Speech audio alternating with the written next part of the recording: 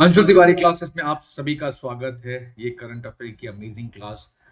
आज के जो करंट अफेयर है मोस्टली जो है रैंक जो है मध्य प्रदेश बोलो इंडिया की जो भी रैंक्स हैं पर्टिकुलर इंडेक्स में हम उसके बात करेंगे। और कुछ मैं बीके भी कुछ जनवरी से रिलेटेड कुछ और मार्च और अप्रैल में जो इम्पोर्टेंट है जो मेरे को लगा बता देना चाहिए। कुछ टॉपिक और कुछ करंट अफेयर्स भी लेके आया हूँ। नेक्स्ट जो वीकेंड होगा उसमें मैं शायद वीडियो ना डाल पाऊँ कुछ कारणों से, तो मैं कल संडे को एक और वीडियो डालूंगा। वो मोस्ट प्रोबेबली शाम को ही रहेगी, 9 बजे के बाद आपको अब यूट्यूब के अपने चैनल पे आपको मिल जाएगी। तो स्टार्ट करते हैं अपन। हाँ जी, मैंने जिस तरह से बात करी थी कि हम जो है मोस्टली रैंक्स की बात करेंगे, इंडिया का पर्टिकुलर रैंक का क्या रहा है क्या नहीं रहा किसी भी इंडेक्स में। तो हमारा पहला है मिलिट्री पावर रैंक 2025 में। ये जो इंडेक्स है वो ग्लोबल फायर पावर ऑर्गेनाइजेशन जो है ये रिलीज करती है। और इसमें जो इंडिया का रैंक है फोर्थ है, फर्स्ट में यूएसए, सेकंड में रशिया और थर्ड में चाइना। ठीक है, अच्छा मुझे ये बता दिएगा कि रशिया को यूएसएसआर के तौर पे जाना जाता था, सोवियत यूनियन के तौर पे जाना जाता था। तो किस वर्ष इसका जो है नाम रशिया रखा गया, मतलब कब ये सोवियत यूनियन जो है ये एंड हुआ और फिर रशिया का जन्म हुआ।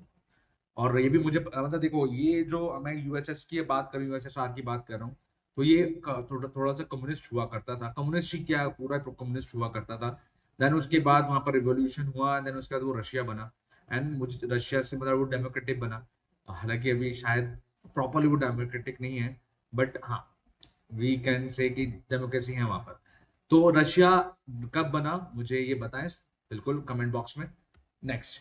हाँ जी, ये थोड़ा इंटरेस्टिंग क्वेश्चन, इंटरेस्टिंग टॉपिक था, तो जो मेरे को लगा बता देना चाहिए क्योंकि अभी जो हालात चल रहे हैं पाकिस्तान और इंडिया के बीच में। तो पाकिस्तान ने जो है वो टेम्पररी मेंबर बना है यूनाइटेड नेशन सिक्योरिटी काउंसिल का। और अगर हम बात करें यूनाइटेड नेशन की, तो 24 अक्टूबर 1945 में इसका गठन हुआ था।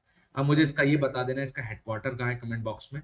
और अभी अगर हम बात करें तो इसमें 15 मेंबर हैं, जिसमें से 5 मेंबर जो है परमानेंट मेंबर है। वो परमानेंट मेंबर कौन कौन से हैं? China, France, Russia, United kingdom, United state. और 10 अभी के जो परमानेंट मेंबर, देखिए 2022 2023 में इंडिया भी रहा है इस मेंबर का।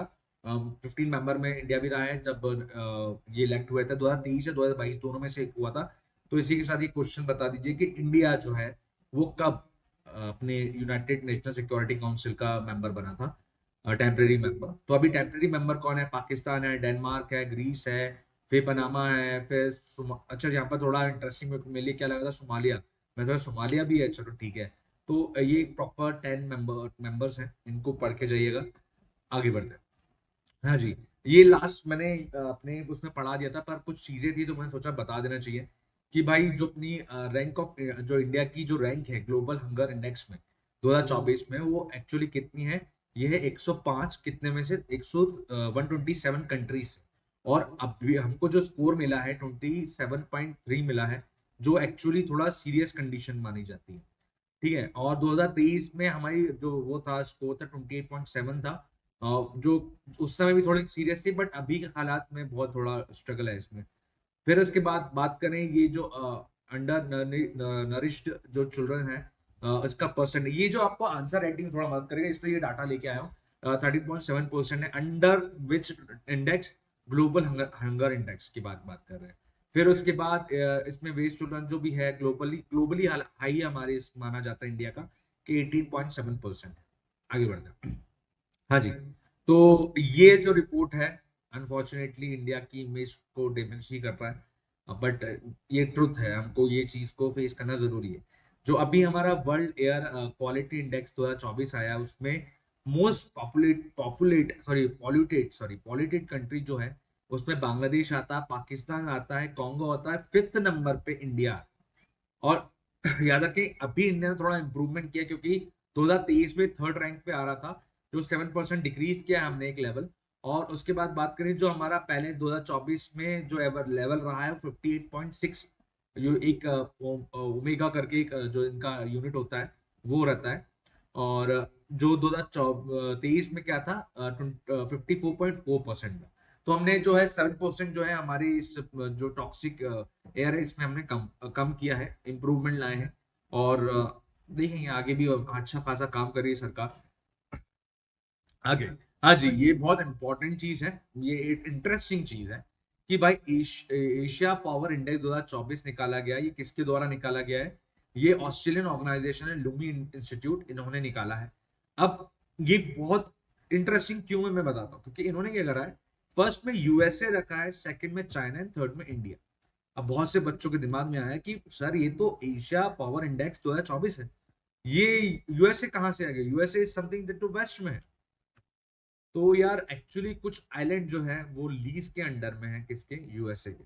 और उस पर्टिकुलर नॉर्म्स के चक्कर में USA is also part of Asia, तो इसलिए एशिया को इसमें डाला गया है। अगर हम बात करें स्कोर की तो 81.7 जो है चाइना को मिला है, जो सेकंड प्लेस में रखा है। फिर उसके बाद इंडिया, इसमें एक खास बात है कि इंडिया ने सरपास किया है किसको? जापान को। हमारा जो स्कोर बना है 39.1 रहा है, और वहीं जापान का 38.9 रहा है। ऑस्ट्रेलिया इसके बाद आता है 31.9 एंड रशिया 31.1। ठीक है, और ये टोटल 27 कंट्रीज के जो है ये बनाई जाती है। आगे, हाँ भाई, हेनली पासपोर्ट इंडेक्स बहुत बुरी हाल है इंडिया के। बहुत थोड़ा ये थोड़ा समझना पड़ेगा कि जो जिस तरह का माहौल है इंडिया में या बन रहा है, बहुत कुछ ऐसे इंसिडेंट्स हुए हैं फॉरेन जो ट्रेवलर्स है उनके साथ, जो बहुत ही डिवर्स मतलब एक इमेज खराब करता है। तो वहीं पर हम बात करते हैं इस इंडेक्स की, तो फर्स्ट रैंक पे सिंगापुर है, सेकंड में जापान है, थर्ड में साउथ कोरिया है, फोर्थ में डेनमार्क है, एंड फिफ्थ में फिनलैंड है। एंड इंडिया के जो हाल है वो एक्चुअली 80th रैंक में आता है वो 2024 में। 2023 में इसकी 81 रैंक थी, जो अब गिर गई। और हम जो है ये जो नंबर लिखे ना कि ये 53 58 क्या है भैया, तो भाई 58 वो है जहां ये कंट्रीज घूम सकते हैं। ठीक है, वीजा ऑन अराइवल हो सकता है, बहुत सारी चीज होती है। ये जो है 58 जो है ये कंट्रीज हम आराम से घूम सकते हैं। वहीं सिंगापुर जो है 193 कंट्रीज में घूम सकता है। आगे बढ़ो। अब भाई साहब ये जो है FSSAI जो है इसने एक इंडेक्स निकाला है, स्टेट सिक्योरिटी इंडेक्स। अच्छा, ये किसके रिलेटेड है? ये फूड सिक्योरिटी को लेकर रिलेटेड है। तो एक इंपॉर्टेंट डाटा फिर से है जो हमारे मध्य MPPSC में भी यूज हो सकता है आपके आंसर राइटिंग में। तो भाई ये 6th एडिशन था इसका इंडेक्स का, और फर्स्ट में केरला है, सेकंड में तमिलनाडु, थर्ड में जम्मू एंड कश्मीर, फोर्थ में गुजरात है, और नाइन्थ में है हमारा मध्य प्रदेश। तो ये पहला इंडेक्स 2019 में इसको जो है निकाला गया था। और जो FSSAI जो है इसका फॉर्मेशन 2008 में हुआ था। अब मुझे इसका फुल फॉर्म आप लोग कमेंट बॉक्स में बताएंगे। आगे बढ़िए। हाँ जी भैया, फिर से एक इंटरेस्टिंग मध्य प्रदेश से एक मतलब मध्य प्रदेश PSC के लिए एक बहुत ही अच्छा टॉपिक सिकल चल रहा है, और हम लोगों ने तो इसमें टेस्टिंग में बहुत ही अच्छा वर्क किया है। तो ये हमारा आंसर राइटिंग का एक पार्ट बन सकता है। ये सिकल सेल एनीमिया मुक्त मिशन जो है ये लॉन्च किया गया था। ये कहाँ से लॉन्च किया गया था? ये शहडोल से लॉन्च किया गया था। और इसका जो टारगेट रखा गया है वो 2247 इसका जो है रखा गया है। ठीक है, अब ये इम्प्लीमेंट कहाँ हुआ है? ये 17 स्टेट्स में इम्प्लीमेंट हुआ है, और 278 डिस्ट्रिक्ट्स में ये यूज हो रहा है। ठीक है, क्या क्या इंपॉर्टेंट रखना है? हमारा टारगेट क्या है? मध्य प्रदेश का 2047 तक का टारगेट है कि हमको एनीमिया खत्म करना है, इरेडिकेट करना है, सॉरी इरेडिकेट करना है। कहाँ से स्टार्ट हुआ? शेडोल से हुआ। किस डेट में हुआ? 1 जुलाई 2023 में हुआ था। ठीक है, अब भैया पूछेंगे भैया ये क्यों लेकर के आए? क्योंकि अभी क्या ये टेस्टिंग हुई थी जनवरी में, तो मध्य प्रदेश ने बहुत अच्छा काम किया था उसमें। बहुत बढ़ चढ़ के लोगों ने इसमें इन्वॉल्व हुए थे। और जो टेस्टिंग आई थी और जो इस चीज में मध्य प्रदेश का क्लियर आउट हुआ कि हाँ हमको कितना और वर्क करना है इसमें। आगे, हाँ जी भैया, ये भी एक मध्य प्रदेश से रिलेटेड है, पर ये नेशनल का पार्ट है। तो state first fit India club जो है ये जो इनिशिएट 2000 पहली बार जो ये 2019 में स्टार्ट किया गया था। और वही है, प्रमोट करना है कि फिटनेस और हेल्थ को लेके, फिटनेस के इसके जो है हमें प्रमोट करना रखा है। और ये कहाँ हुआ? ये भोपाल में हुआ। किसकी हेल्प से हुआ है? Municipality of Bhopal and then sport department of Madhya Pradesh, ये इन दोनों ने मिलके ये इनिशिएट जो है किया। एंड मध्य प्रदेश का फर्स्ट फिट इंडिया क्लब जो है भोपाल में स्थापित हुई। आगे, अब भाई एक और है, हुरुन ग्लोबल यूनिकॉर्न इंडेक्स। ये हमारे इकोनॉमिक के लिए बहुत बेस्ट है। ये टॉपिक आपके आंसर राइटिंग में अगर यूज करा तो बड़ा ही मजा आएगा। कि भाई ये यूके बेस्ड एक ऑर्गेनाइजेशन है जो ये इंडेक्स निकालती है। इसका स्टैब्लिशमेंट हुआ था इसका 1999 में। और इनके अकॉर्डिंग जो है अभी यूनाइटेड स्टेट, चाइना और इंडिया, अब ये रैंकिंग है। फर्स्ट में यूएस है, सेकंड में चाइना है, इंडिया थर्ड में। अच्छा, प्रॉब्लम क्या है ना, इसमें एक बहुत बड़ा जो मैं आप देख रहे हो वो मार्जिन, कि चाइना में जहाँ 340 है, यूएसए में 703 है, वहीं इंडिया में सिर्फ 67 है। तो एक्चुअली हम लोगों ने क्या कर दिया ना कि अपने आप को एक जगह पर बंद कर दिया। कैसे बंद कर दिया? पीयूष गोयल साहब ने अभी स्टेटमेंट दिया था कि हम अगर बात करें इनोवेशन की, तो हम अभी सिर्फ डिलीवरी वाले में इसमें यूज हो गए। Food delivery, food chain, food restaurant, ये सारे ही खोल रहे हैं, इसके आगे नहीं बढ़ रहे। ठीक है। हालांकि पीयूष गोयल साहब को भी बाद में एक टीच किया गया कि प्रॉब्लम क्या है, कि बच्चे लोग जो है करने को तैयार है, बट उसके बाद जितने भी पेपर वर्क, नॉर्म, टैक्सेस, ये सारी जो फॉर्मेलिटी कंप्लीट करने पर मतलब कुछ गेन, मतलब बहुत रेयर टू रेयर कंडीशन में गेन हो रहा है किसी भी कंपनी का। तो बात तो ये भी है कि हाँ, उस चक्कर में बहुत से बच्चे जो है वो ऐसे फूड चेन, डिलीवरीज, इन सब में मतलब एनवायरमेंट रखा है, और ये कंपनीज ऐसे खुल रही हैं। तो अगर हम बात करें, वही मैं फिर से बताता हूँ कि यूएस में सोच लीजिए 703 है, चाइना में 340 है, और इंडिया में सिर्फ 67 है। तो और इंडिया में भी जो बेस्ट यूनिकॉर्न जिसको माना गया है वो स्विगी और ड्रीम 11 है। ठीक है। आगे बढ़ते हैं। मध्य प्रदेश से करंट अफेयर में एक थोड़ा सा मैं लेके आया था, बट ये एक्चुअली सॉरी स्लाइड थोड़ी गलत हो गई है, ऊपर गलत दिखा गया है मध्य प्रदेश करंट अफेयर। मैं इसको सही कर दूंगा जब ये जो जितना भी आपको पीडीएफ है वो अपने टेलीग्राम चैनल पे मैं डाल दिया करूंगा। हाँ, तो भाई ninth sustainable development index 2024 release हुआ है, हम सभी को पता है। ये United Nations sustainable development solution network, ये इसने द्वारा रिलीज किया जाता है। और याद रखिए, यूएन में सस्टेनेबल डेवलपमेंट गोल्स को सेट कब किया गया था? 2015 में किया गया था। अब इसमें खास बात वही है कि तीनों भाई, तीनों ही तबाही नॉर्डिक कंट्रीज हैं, जिसको बोलते हैं फिनलैंड, स्वीडन और डेनमार्क, ये टॉप में रहे हैं। और इसमें एक नोटिस जो मैंने अच्छे से लिख दिया है, ये बहुत हमारे मेंस की राइटिंग बहुत हेल्प करेंगे, कि ब्रिक प्लस के जो कंट्रीज हैं sorry, like Egypt, Ethiopia, Iran, Saudi Arabia और यूएई, ये लोगों ने क्या है, बहुत अच्छा प्रोग्रेस किया है इसमें। किसमें? सस्टेनेबल डेवलपमेंट गोल्स में इन्होंने बहुत अच्छा प्रोग्रेस दिखाया है। और अगर हम बात करें इंडिया की, तो इंडिया की भी रैंक है 109, और विद स्कोर ऑफ 64.0 स्कोर, जो 2000 पिछले साल से भी कम है। तो गवर्नमेंट को बहुत सारी चीजों पे ध्यान देना जरूरी है, और गवर्नमेंट को क्या, हम सभी को देना जरूरी है, और ये हमें पूछना भी जरूरी है कि भाई ऐसा क्यों हो रहा है। अपन आगे बढ़ते हैं कि भाई ग्लोबल पीस इंडेक्स की बात करें 2024 की, तो भाई इस ये जो है ऑस्ट्रेलियन बेस्ड इंस्टीट्यूट है, इकोनॉमिक्स एंड पीस, ये निकालती है इसमें फर्स्ट में। अच्छा, ये जो है ना बहुत कॉन्ट्रडिक्ट बना है, समझना, वो बहुत ही कॉन्ट्रडिक्ट ये इंडेक्स रहा है। बहुत आर्गुमेंट हुई थी, यूएसए ने भी निंदा की थी कि यूएसए को तो बहुत बुरे हाल में रखे थे। ठीक है। तो आइसलैंड में देखो, अब यार जहां पर मुझे समझ में आता है, ये जो इंडेक्स बनाते हैं क्या सोच समझ के बनाते हैं। आइसलैंड में कितनी क्या पॉपुलेशन, और आइसलैंड की किस ऐसी कंट्री से बाउंड्री शेयर करते हैं जो उनके अगेंस्ट हो, या फिर आइडियोलॉजिकली दोनों अगेंस्ट हो। तो ऑब्वियस वहां पीस रहेगा, वहां इकोनॉमिक ग्रोथ होगी। आयरलैंड हो गया, ऑस्ट्रिया हो गया, न्यूजीलैंड हो गया, ये भाई कोई शेयर ही नहीं करते हैं बाउंड्रीज किसी से। अब ऑस्ट्रिया की बात करें, तो ऑस्ट्रिया में वर्ल्ड वॉर 1 को थोड़ा सा लेके आऊंगा, कि अगर ऑस्ट्रेलिया में एक वॉर हुआ था, एक थोड़ा सा मतलब मसला हो रहा था, क्योंकि उस समय ये हो रहा था कि वो पूरी की पूरी यूरोपियन कंट्रीज ना आपस में लड़ भी रही थी। ठीक है। वो लोग इकोनॉमिकली वीक भी होते थे। एक अगर आज ये इकोनॉमिकल वीक है ये कंट्री, और बगल वाला इकोनॉमिकली ग्रोथ बढ़ जाती थी उसकी, कल को वो कम होती थी, इसकी बढ़ी, मतलब ये ना वाइस वर्सा होता था। एंड वो तो इनकी बुद्धि चल गई कि इन्होंने बोला यार साथ में रहते हैं वो बेटर रहेगा आफ्टर सेकेंड वर्ल्ड वॉर, और इन्होंने दिमाग चलाया कि नहीं यार साथ में रहते हैं। और इसके बाद यूरोपियन यूनियन का गठन हुआ। बाकी ये भी कोई ऐसे सुधरे नहीं थे, ये आपस में लड़ते रहते थे। अब उन्होंने जो उन्होंने ये इंडेक्स निकाला है, ऐसी कंट्रीज को टॉप में रख दिया है। ऑब्वियस वहाँ पॉपुलेशन कम है, उनकी कोई बाउंड्री ऐसे डिफरेंट आइडियोलॉजी वाले कंट्री से नहीं मिलती। अब इंडिया का स्कोर इसमें क्या रखा है? 116, मीडियम कैटेगरी में है। हमारे यहाँ शांति होती भी नहीं भी होती है। यमन को सबसे लास्ट रखा गया है 163 रैंक। ठीक है, बांग्लादेश को आप सोचो कहाँ रखा गया है, 63rd पे। वहां की एक ऑर्गेनाइजेशन है, मैं वो ऑर्गेनाइजेशन का नाम भूल रहा हूँ, जो वर्ल्ड वाइड बैंड है, और वहां पर वो फ्रीली घूमती है।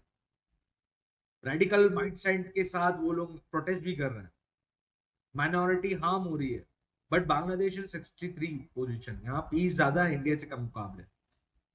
पाकिस्तान ऑब्वियस, बलूचिस्तान एंड बहुत सारे सिनेरियो हो रहे हैं, खैबर पख्तून में भी ये बहुत सारी चीजें हुई हैं, तो पाकिस्तान अभी 140 रैंक पर है। आगे एक और चीज जो हमारे करंट अफेयर के लिए जरूरी है और हमारे मेंस के आंसर राइटिंग के, इंटरनेशनल इंटेलेक्चुअल प्रॉपर्टी इंडेक्स 2024 को रिलीज किया गया। अच्छा, ये किसके द्वारा रिलीज किया जाता है? ये it is a part of global innovation policy centre, जो किसका, यूएस चैम्बर ऑफ कॉमर्स का है। इंडिया की इसमें रैंक जो है 42nd रही है आउट ऑफ 55 कंट्रीज। ठीक है, यूएसए फर्स्ट में, second UK, then France, Germany and Sweden, ये जो है इनके पांच। अच्छा, ये याद रखना, जब भी कुछ भी इंडेक्स को पढ़ के जाना, उनकी पांच की स्टार्टिंग के पांच की कंट्रीज को याद कर लो और इंडिया की जो पोजीशन है वो याद कर लेना। आगे, अच्छा भाई, ये एक और करंट अफेयर अच्छी चीज है, और ये मेरे हिसाब से बहुत अच्छा इनिशिएटिव है। 18th एडिशन हुआ है प्रवासी भारतीय दिवस 2025 में। इसका जो वेन्यू रहा है भुवनेश्वर रहा है उड़ीसा में, पहली बार 2003 में बनाया गया था। अच्छा, किसके मदद से बनवाया था? तो एल एम सिगवी, उनके द्वारा ये एक आइडिया था, उनकी एक कह सकते हैं कि उन्होंने सोचा कि यार ऐसा कुछ करना चाहिए।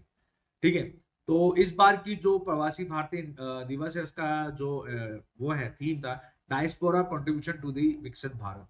इस जो जनवरी 8 से लेकर 10 तक के बीच में हुआ, और इसमें करीबन 27 जो है प्रवासी भारतीय सम्मान अवार्ड जो है दिया गया 27 लोगों को।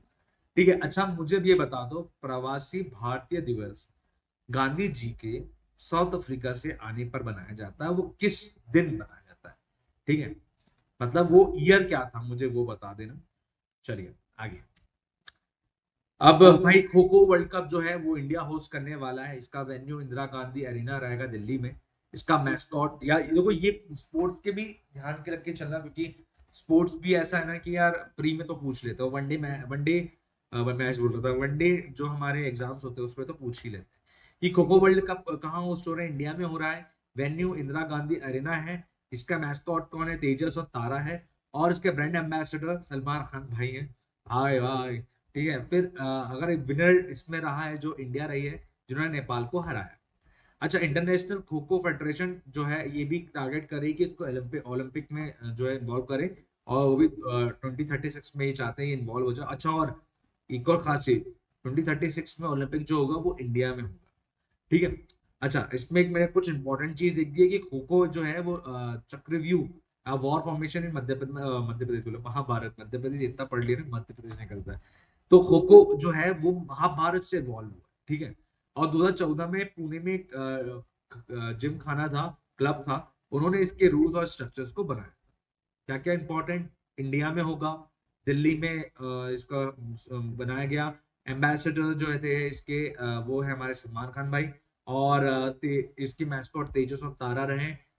नेपाल को हमने हराया है। फिर इसके बाद इंटरनेशनल खो खो फेडरेशन जो है वो टारगेट कर रही है कि 2036 में ये ओलंपिक का पार्ट बन जाए, और 2036 जो ओलंपिक है वो इंडिया होस्ट करने वाला है। बहुत कुछ मिल गया इसमें अपने परी के लिए।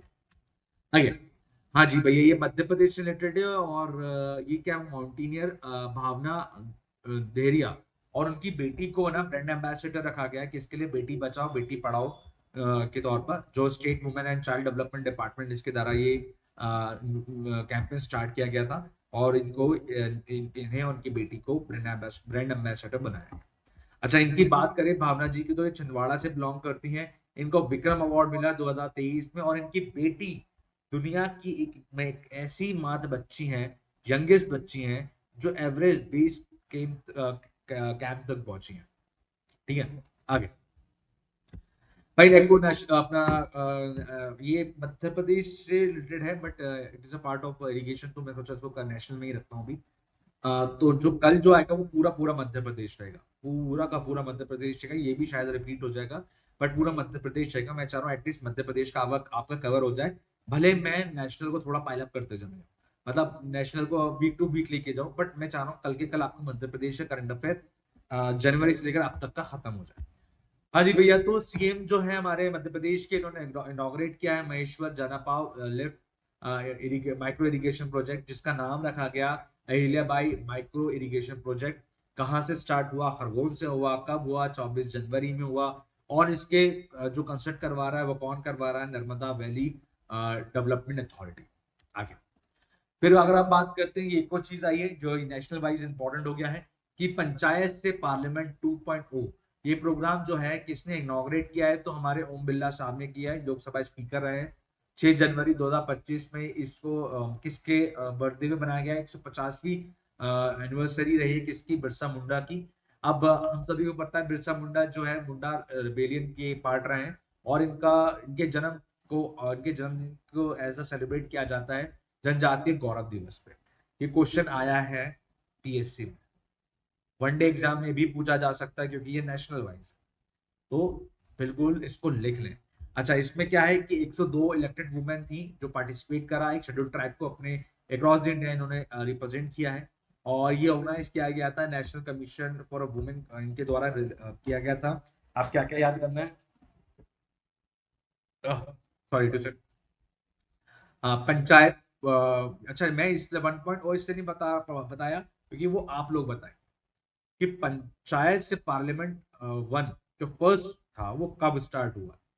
ठीक है, तो भाई सिंपल क्या क्या पढ़ना है, किसके द्वारा इनॉग्रेट हुआ? ओम बिरला द्वारा हुआ। 150th एनिवर्सरी किसकी थी? बिरसा मुंडा साहब की थी। बिरसा मुंडा साहब के जन्मदिन को जनजातीय गौरव दिवस के तौर पे भी मनाया जाता है। 102 औरतों ने इसमें पार्टिसिपेट करा जो ट्राइबल कम्युनिटी से थी, और इस इवेंट को नेशनल कमीशन फॉर वुमेन के द्वारा ये कंडक्ट किया गया। आगे, हाँ जी, ये थोड़ा मैं एनपी से रिलेटेड बूस्टर्स लेके आया हूँ कि चेतन सोलंकी हम सभी जानते हैं कि भाई एम्बेसडर है किसकी? सोलार एनर्जी की मध्य प्रदेश को। इनको सोलार गांधी भी कहा गया है, सोलार मैन ऑफ इंडिया भी कहा गया है। पंकज त्रिपाठी जी, ये जो मध्य प्रदेश के टूरिज्म के एम्बेसडर्स हैं। फिर वैदिक क्लॉक, ये 30 मार्च 2025 में इंस्टॉल हुआ गया। इसमें 180 मेजर लैंग्वेजेस है। ठीक है, अच्छा मुझे ये बता दो, वैदिक क्लॉक जो है, वैदिक घड़ी जो है, मध्य प्रदेश के किस जिले में स्थापित हुई? अच्छा, त्वरित ये एक जो TAWRIT, इसको मैंने बोल दिया बट एक्चुअली इसको ऐसे ही बोला जाता है। ये एक इनिशिएट है किसके द्वारा? कोर्ट के द्वारा। और ये क्या है? Transmission of a warrant and summon and report by the information technology. ये लॉन्च किया गया जबलपुर से। ये पुलिस के द्वारा, सॉरी, ये कोर्ट के द्वारा, जबलपुर कोर्ट के द्वारा ये लॉन्च किया गया है। ठीक है, देन उसके बाद नक्शा की हम बात कर लेते हैं, जो मैंने ये शायद आपको टेलीग्राम में मैंने भेजा था। नक्शा क्या है? National geospatial knowledgeable base land survey of urban habitation. ठीक है, ये कब स्टार्ट हुआ? 18 फरवरी 2005 से। अब मुझे ये बता देना आप लोग, मैं थोड़ा ना पानी पी लूं यार, मैं थोड़ा टंबल मार रहा हूँ, सॉरी। मुझे ये बता देना है कि ये नक्शा जो है ये किस जिले से स्थापना हुई थी। ये मैंने टेलीग्राम में पोस्ट डाला था, अंशु तिवारी क्लासेस की जो चैनल है टेलीग्राम में, उसमें डाला था, उससे ढूंढ लो या फिर सर्च कर लो। चलो आगे बढ़, जल गंगा प्रमोशन कैंपेन 2.0। तो भाई ये 30 मार्च को इसके लॉन्च किया गया। कहाँ से? शिप्रा से किया गया, उज्जैन से। 90 डे का ये प्रोग्राम था, इनॉग्रेट किया गया सीएम डॉक्टर मोहन यादव द्वारा। अच्छा, 1 जो है पहली जो उसका जो लॉन्च था कैंपेन, वो बेतवा से रायसेन से किया गया था। बेतवा की जो ओरिजिन है झिरी, वहां से इसको इनॉग्रेट किया गया था। अच्छा, ये क्या चीज है? तो ये बता दूं, ये वाटर हार्वेस्टिंग के लेकर जो है प्रोग्राम है, कैंपेन है। ठीक है, फिर देन नेक्स्ट आता है हमारा वाइल्ड लाइफ टूरिज्म कैंपेन। ये कहाँ कब स्टार्ट हुआ? 4 मार्च 2025 को। कहाँ से हुआ? देखो, डेट और जगह ये हमेशा याद रखना। ठीक है, तो ये कहाँ से हुआ? ये चंबल सेंचुरी मोरेना से स्टार्ट हुआ। दो चीज फिर से थोड़ा सा ऊपर जाते हैं, याद करने का ट्रिक बता रहा हूँ मैं कि भाई अगर खुद से पूछना स्टार्ट करो, जब भी कुछ पढ़ो खुद से पूछना स्टार्ट करो। ठीक है, सॉरी मैं ऐसे आ गया था। तो जल गंगा जो प्रमोशन कैंपेन है वो हमने कहाँ से स्टार्ट करा? उज्जैन से स्टार्ट करा। पहला कहाँ से हुआ? बेतवा रिवर से हुआ था। अभी सेकंड शिप्रा रिवर से हुआ था। और बेतवा रायसेन से निकलती है, सीएम द्वारा इनॉग्रेट किया गया था। 90 दिन का ये program. Wildlife tourism campaign ये कब स्टार्ट हुआ? 4 मार्च को हुआ 2025 में। कहाँ से हुआ? नेशनल चंबल सेंचुरी से हुआ, जो मोरैना में। आगे फिर उसके बाद शहीद Chandrashekhar Azad international hockey astroturf stadium, नहीं एस्ट्रोटर्फ क्या होता है भाई, बताऊंगा आराम से। भाई ये कहाँ से स्टार्ट हुआ? भाई कहाँ पर है, सॉरी कहाँ पर है, तो ये बालाघाट में इसको स्टैब्लिश किया गया है। कब? 1 मार्च 2005 में। Sorry, note. अच्छा, इसमें क्या इंपॉर्टेंट है भाई? फर्स्ट एस्ट्रोटर्फ कहाँ पर है? स्टेडियम जो है वो कहाँ पर? वो ऐशबाग में, मध्य प्रदेश का जो है वो ऐशबाग भोपाल में है। हम पढ़ेंगे, हम बढ़ेंगे हम कैंपेन जो है ये वुमेन्स डे के उस पे एक ऑर्गेनाइज हुआ था इवेंट, जिसमें जो है हमारे जो doctor CM doctor Mohan Yadav जो है इन्होंने इनॉग्रेट किया था एक ई न्यूज़पेपर, जीविका अनुभूति, ये जो है इसको इनॉग्रेट किया था। और ये कहाँ पे किया था? कुशाभाऊ ठाकरे ऑडिटोरियम जो भोपाल में है। अच्छा, कुशाभाऊ ये जो ऑडिटोरियम है, ठाकरे ऑडिटोरियम है, ये जो है बेसिकली पहले मध्य प्रदेश के किस, ये जो बिल्डिंग है किस तौर पे यूज किया जाता था, ये मुझे आप लोग बताएंगे। आज हम बहुत फंबल हो रहा है, सो सॉरी, आज बहुत ज्यादा फंबल हो रहा है। हाँ जी, तो यहाँ तक थे हमारे करंट अफेयर, और मैं कल भी शाम को करंट अफेयर लाऊंगा। करंट अफेयर लिखें, याद करें, मतलब बिल्कुल 1-2 घंटा इसको दें। मैं नहीं चाहता कि आप एंड दी मोमेंट में आके ये बोले कि भैया कहाँ से पढ़े, कैसे पढ़े, पूरा करंट अफेयर है तो ना। भाई जितना इंपॉर्टेंट करंट अफेयर होता है ना, मैंने पहली क्लास में बताया था, एक पर्टिकुलर लेयर तक ही जाना है। ज्यादा लेयर तक जाओगे तो फंस जाओगे बाबू। इसलिए उतना पढ़ो जितना करंट अफेयर के हिसाब से होता है। और अगर आंसर राइटिंग के लिए पढ़ना है तो मैंने बता दिया कितना ही पढ़ना है, और क्या क्या टॉपिक आंसर राइटिंग से रिलेटेड हो सकता है। ठीक है, सिक्कल सेल वाला आ गया था, ब्रिक्स वाला पार्ट आ गया था। ठीक है, बाकी तो अंशु तिवारी क्लासेस हमारी जो है मेंटरशिप प्रोग्राम चला ही रहे हैं। आप उनसे बिल्कुल कांटेक्ट कर सकते हैं, ये फोन नंबर दिया हुआ है, आपको फोन नंबर दिख जाएगा। आप वेबसाइट पे जा सकते हैं, टेलीग्राम में जा सकते हैं, आप इंस्टाग्राम चैनल में हमारे आपको फॉलो कर सकते हैं, उस पर भी हम बहुत कुछ पोस्ट डालते हैं। अभी यूट्यूब में भी बहुत अच्छे हमने पोस्ट शॉर्ट डाला है, जो इंडिया पाकिस्तान के अगेंस्ट में जो चीज़ें हो रही हैं, तो उसको लेकर भी हमने डाला है। तो बिल्कुल हमें फॉलो करें, एंड थैंक यू। जय हिंद, जय भारत। याद करना ना भूलें, रोज पढ़ें। चलिए बाय, थैंक यू।